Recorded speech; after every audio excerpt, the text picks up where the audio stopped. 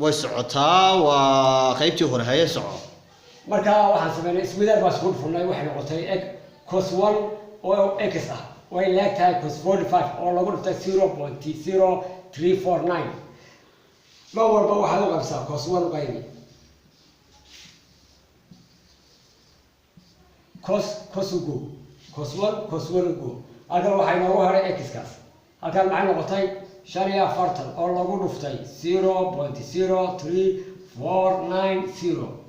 marka uu isku wiilaas ku dhufo laba aslan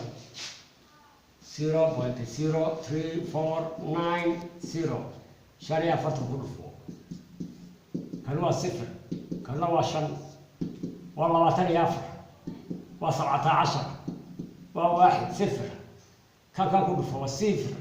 waa 6 waa 19 waa 18 waa 18 waa 1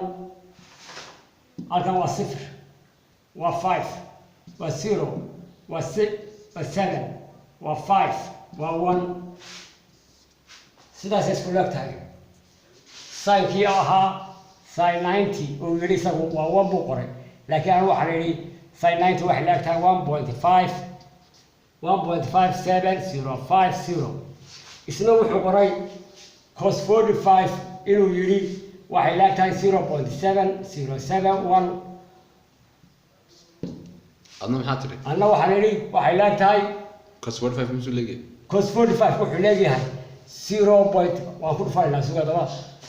تاس كوس 1 مركا انت مين ادو اتريبا مسو انت سو يري انت انا الوقت صح 90 بوك صح اسقنا انت يري انت انا ليغتاي انا كوس 45 waxa qoray 0.1.7050 away agawa siro waytas isna muxuu qoraa cos 45 cos 45 waxa la soo intaas leegtahay anna waxaan yiri cos 45 waxay leegtahay 1.1.57050 ay saynkii حياتك أنت جاوب محوها يعني 0.3355 وكوس 1 wuxuu yiri isagu cos 1 waxay leegtahay yiri 0.9 anna waxaan cos 1 waxay leegtahay 0.03490 حياتك ay ka keentay markaa أنت حياتك أنت inta waxaan soo saaray markii aan eegay sidii uu qoray isagu sin 1 buu qoray sin 1 inuu leeyahay 0.0141475 two time batas ku dhufta markaa صح عقاش كوسكو ويلاكتها والله كسانك يبهي عقاش كوسكو ويلاكتها إلا والله كسانك مركا لما كنت فوق مركا وحين قنايسا انت سي قنايسا 0.03490 علمي بحبوه يفتيبي لكن مو لقاري سيدي لوgu talagalay midda kale koos kan uu sheegay iyo saynkani ma aha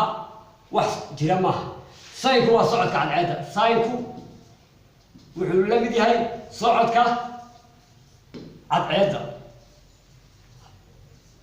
أنا قال له أنت قلت عصفر قال له سيف عن هذا مصح